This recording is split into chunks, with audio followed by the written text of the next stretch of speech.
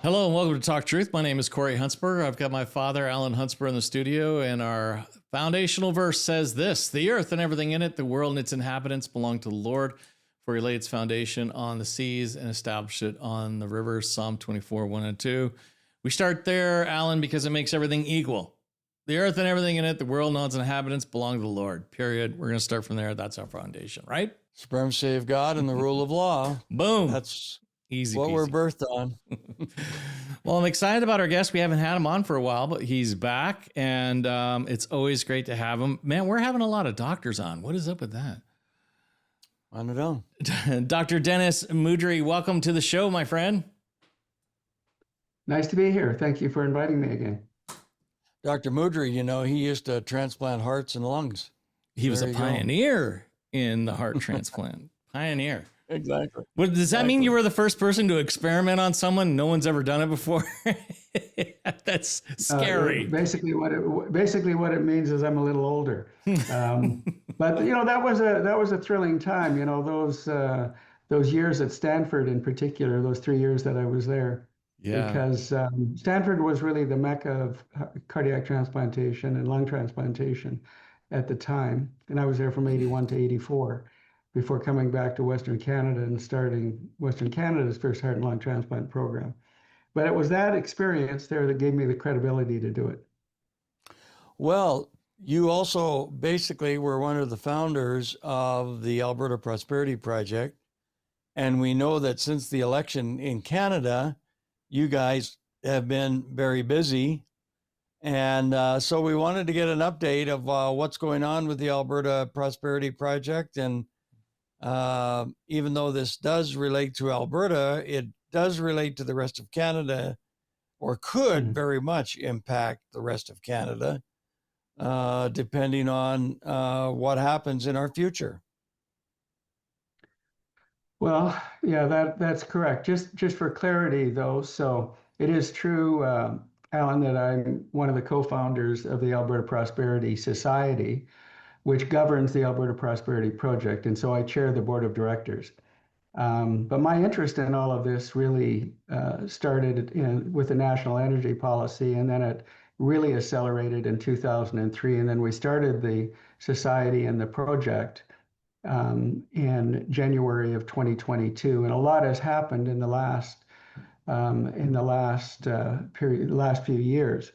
And perhaps nothing more substantive in terms of accelerating the independence movement, the sovereignty movement, than the election of yet again another Liberal government, which is clear to everybody on the prairies, Alberta, Saskatchewan, central and northern BC, that this happens because the values and principles of the regions in the West, particularly the prairies, don't align with the values in other areas of the country.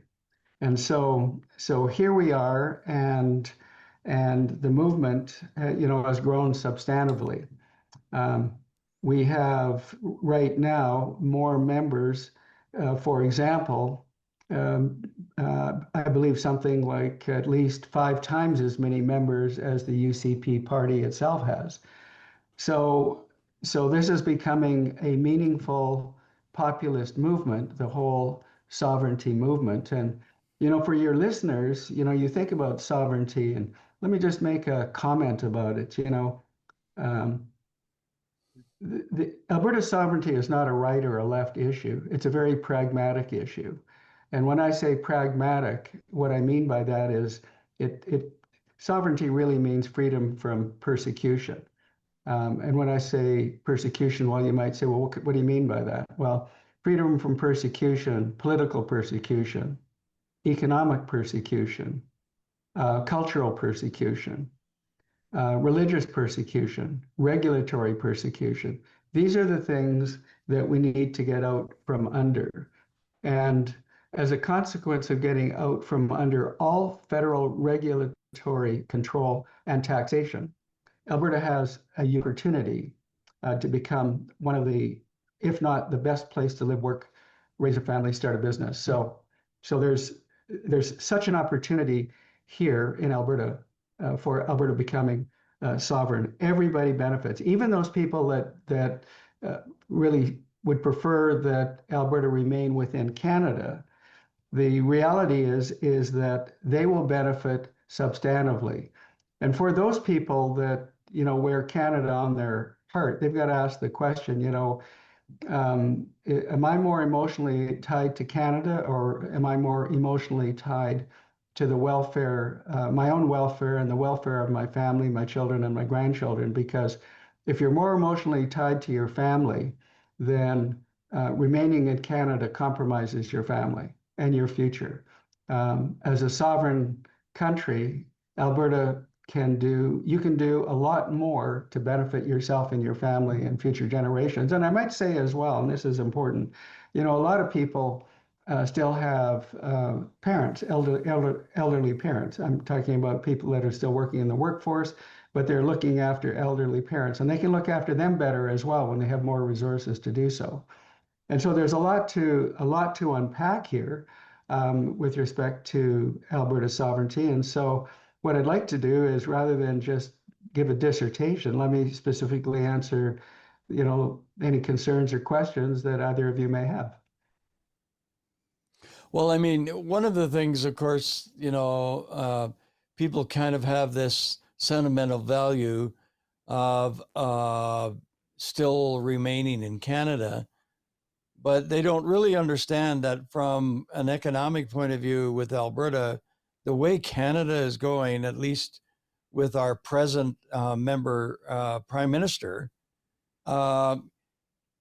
if we keep going in the direction that he wants Canada to go, then Alberta basically becomes a very poor province compared to right now. Alberta is one of the richest provinces. And I know it's, we have less taxes in Alberta than any other province in Canada. So, is that true? Do you feel that that's what's happening to a lot of people? Yeah.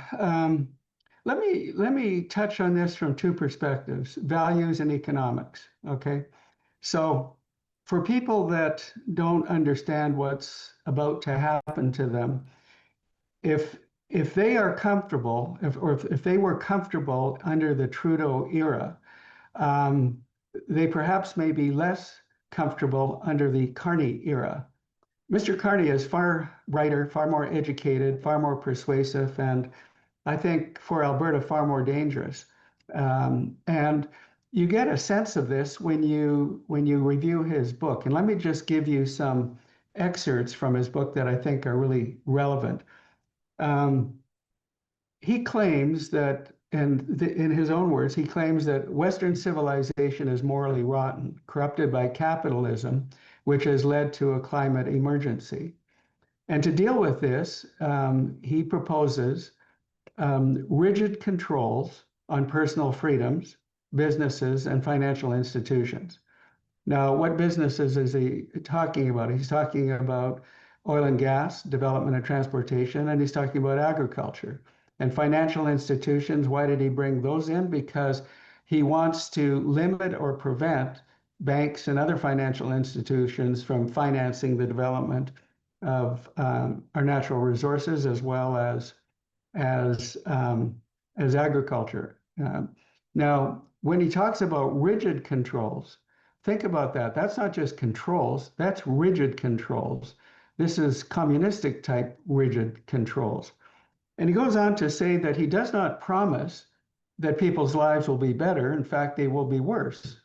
These are his own words: less flying, less meat, more inconvenience, and more poverty. So that's what he is envisioning for Alberta to deal with climate change. And how does he want to achieve these objectives? Well, one, through censorship, to control the narrative, so you only hear one perspective, as well a digital ID to track wherever you go, and ensure that you're not flying or traveling, and also the potential, although I don't know if it'll go through, but a central bank digital currency. And so these are the kinds of things that represent his values. And And what this really means is what he wants to do is to continue the subjugation, the domination, the exploitation, and the limiting of Alberta's self-determination.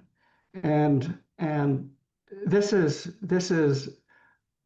extremely important for people to understand what's coming, and what we can do about it is not going to be nice negotiations.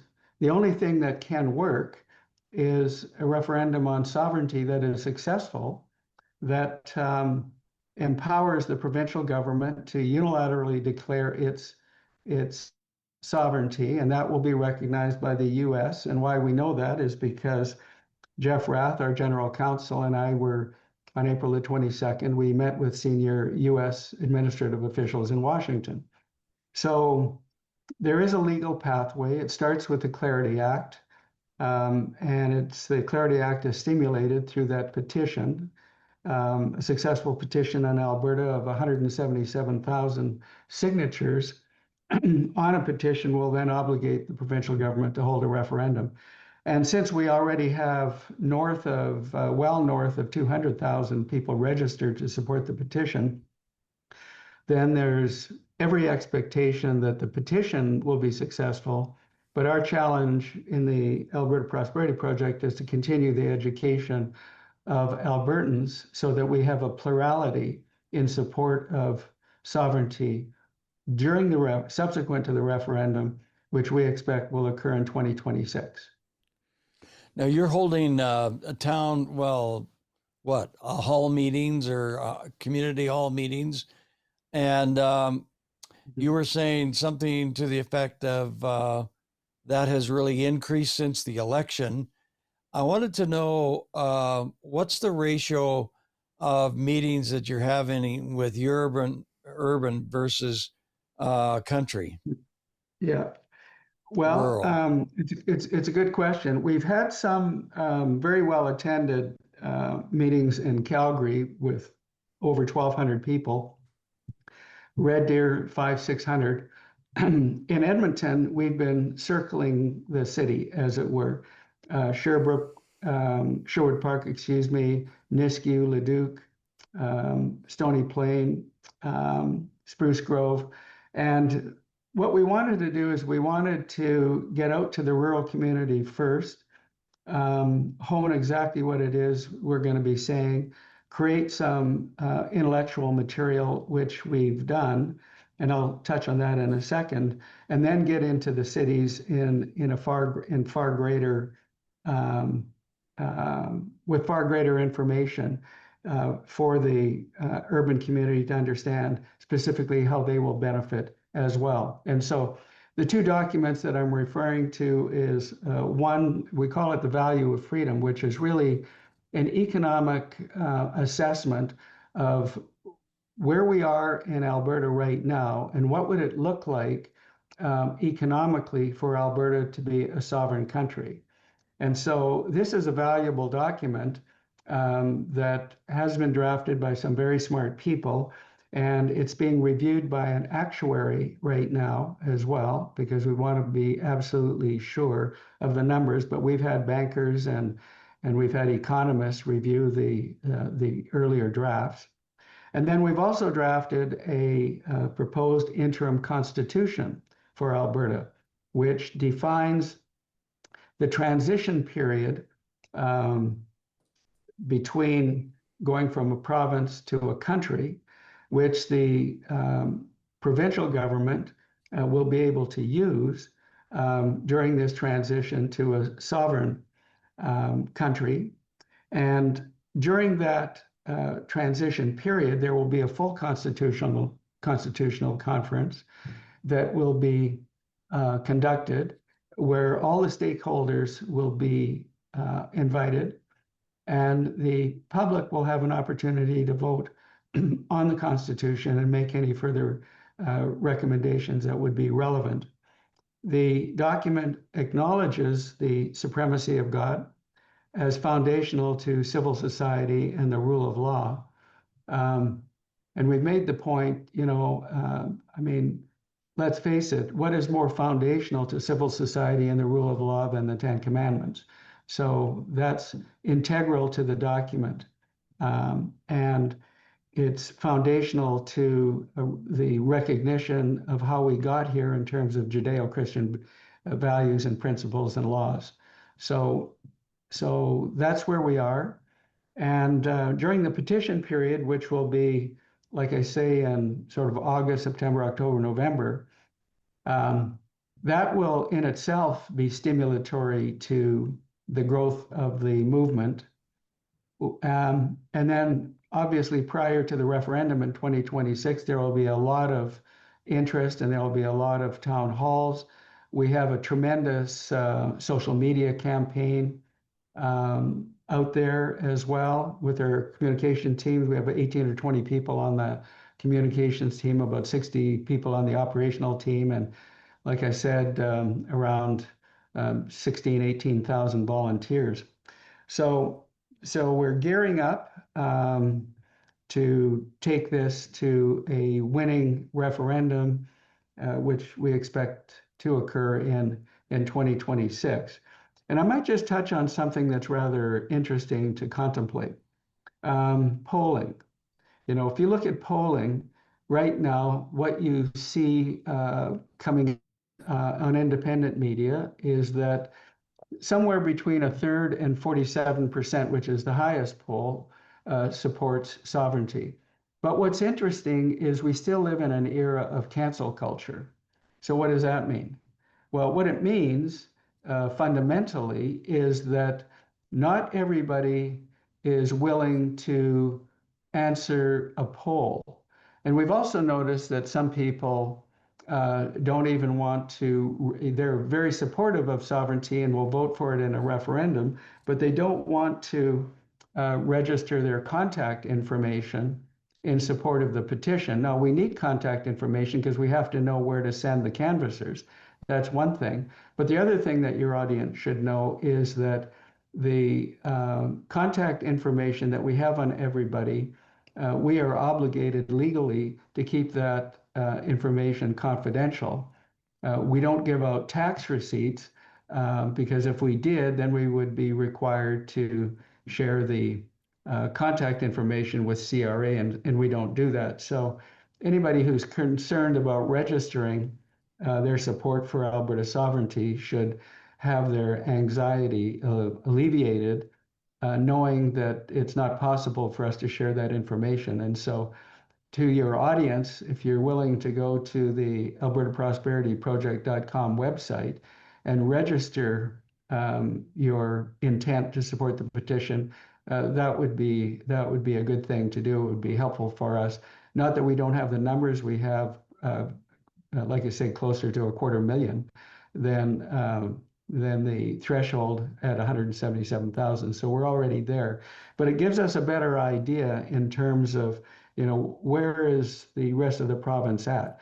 Going into the referendum in 2026, we'd like to see 1 million, 1.2 million people registered in support of the referendum. That would speak volumes. But if we look at polling again, just let me make this final comment.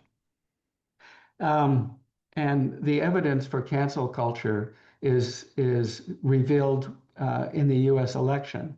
The majority of the polls did not predict a massive win by the Republicans and President Trump. And the exit polls, people did not want to say who they voted for in the exit polls. So the outcome reflects this cancel culture environment that we live in. And so it's like I said, when people are contacted, they may well be reticent to say how they feel about sovereignty. But here's the interesting thing that I think about.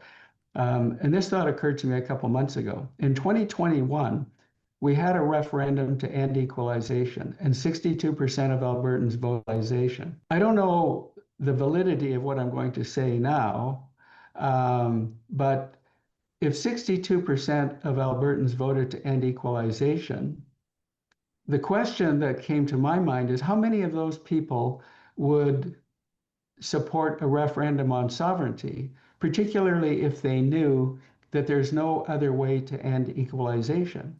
And there isn't, because in order to end equalization, you have to get through 5 hurdles um, to achieve that. So there's been 2 attempts to change the Constitution in the past, Charlottetown and Meech Lake, and they both failed. So without getting into the details, and I'm happy to do that if you have the time, I can explain why, but those 62% of Albertans may well begin to understand that if that's their major issue of concern, then there's only one way to get there, and that is for Alberta to become a sovereign nation. Because under those circumstances, you get out from all federal taxes and all regulation. And it brings to mind one other thing that I think is relevant from an economic point of view for people to understand, is that if you take the average income in Alberta, for the average worker, it's $80,000. And that person may be paying anywhere from 35 to 45, or maybe even 50, no, it wouldn't be quite that much, but $30,000 to $35,000 in taxes. What we're proposing is when you take out all federal taxes from the 65 to $70 billion that we give to Ottawa right now, what we get back is roughly 30 to 40 billion dollars. So we give 65 to 70 billion, we get back 35 to 40 billion. What happens with the rest of that money? What if the rest of that money stayed here in Alberta? You'd have the opportunity to take that person who makes $80,000 and reduce their taxation to in the order of 10 to 12%. So instead of having purchasing power of maybe 40 to 45,000, that person would have purchasing power now of 68 to $70,000. So you see the difference. And the difference speaks to sovereignty, individual sovereignty, the ability to purchase the goods and services that you want for the benefit of your family. And given 5 or 10 years down the line, as a result of massive investment in Alberta and the ability to get our oil and gas to international markets, there would be a real probability of being able to get rid of property taxes as well, in which case, for the first time in your life, you would actually own your property. Because right now we do not have property rights, as David Lametti pointed out. He was former Minister of Justice in the Trudeau government, and he said very clearly that Canadians don't have the right to own property. So we could get out from under that as well. So, and one other thing is there's some 18 or 20 other taxes that people pay when they're purchasing and they're living their life, and regulatory costs as well. You'd be out from under that. So that average worker who now has net $68,000 to $70,000 to purchase the goods and services that he or she wants, now is purchasing goods and services that don't have any taxes on them. So you see the economic benefit is massive, but the value benefit and the freedom benefit in terms of values and religion and culture and regulations, etc., are there as well. There is nothing that the Canadian government can offer Alberta that's better than that. Not a thing. Right. And, when you think of what you were talking about in, bringing back the supremacy of God and the rule of law based on the 10 Commandments and the, being a Christian nation, that's our only hope as well. I mean, how are we going to get to that place from a Canadian point of view unless we break it down into the provincial? We only have about 30 seconds left. I just wanted to ask you this one last question, maybe, and that is, sure. Said everything goes fairly smoothly over the past year or so, or even the future. When do you think this would actually kick in? When would Alberta actually be a sovereign nation if everything kicked in the way it should? Next year, 2026. Really? Yeah. Oh. Thank you. I can explain why, but we're out of time. We are, and we got to have you back because I didn't get one question in this whole entire time, Alan, not one, and I have a couple. I wanted to ask about your trip to Washington, a little bit about that. I also wanted to ask about the difference between the rural and the urban Albertan, kind of what is the issues between the two. I know the lifestyles are different. Obviously, they all have their own concerns, and objections. I just want to kind of figure out that a little more. But we're going to have you back to have more conversation about it because I think, Alan, you started this program off correctly. Even though this is a lot of Alberta talk, this affects the country, the entire country of Canada. And so we appreciate everything you're doing, all the town halls you're doing. And we're definitely going to have you back to have more discussion about this because it's not going to go away anytime soon.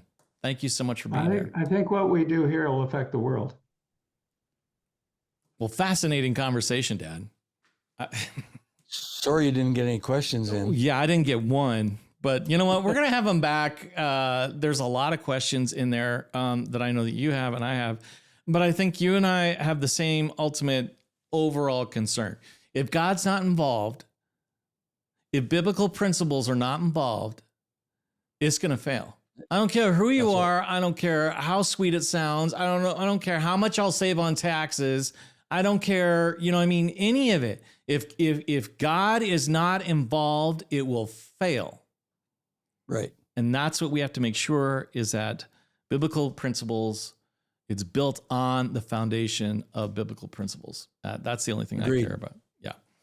And speaking of that, we're giving away a free booklet called The Living Stone, A Journey of Transformation. It's yours absolutely free. If you want to strengthen your relationship with Christ or you want to know who is God, Jesus, get this booklet. It's called The Living Stone. You can go to our website, gotalktruth.com, click on resources. Dad, why is it important for people to get this book? And by the way, we're giving it to you for free. Well, because it's a relationship. That's what it's talking about. You and I need a relationship. And Jesus said, my sheep hear my voice. They recognize my voice and I call them by name. So it's not just some ritual Religion. Yeah. Religion. This is a relationship, and that's what's important. Yeah, absolutely. You want to help support our program, keep this kind of conversation on the air. We are viewer supported. We don't take government funds or special interest groups or lobbyists. We are only on the air because of generous people like yourself. You can go to our website, gotalktruth.com, click on donate. There are many different ways you can give digitally. If you'd like to give it through the mail, you can. You can make your check payable to Heritage Christian Ministries Association and send it to 246 Stewart Green Southwest, Suite 3260, Calgary, Alberta, T3H 3C8. And if you would like prayer, you can call our toll-free number, 1-800-915-0056 in Canada, and someone will pray with you. All right, Dad, we're out of time. We'll see you guys later. Love you.